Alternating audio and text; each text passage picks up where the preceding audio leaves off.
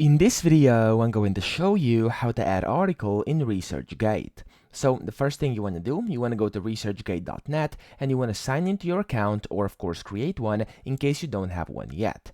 Now, after you've done this, you want to go ahead, go to the top right where it says add new, click on add new, and then this sidebar will open up. In here, you have to, of course, select you would like to add an article. So here it says published research and it says articles, books, etc. So click this. And then here it asks you in what category this falls, and it's going to be article, of course. And then once you do that, over here you have to add a file. So if you want to add a file, you can do this by clicking select and upload file. And then of course you have to search for it onto your computer like this, and then you have to put it in, click on it and click open. So that's the first thing, but of course you can add details about this research in the next step as well. So you can just skip this step in case you do not want to add a file.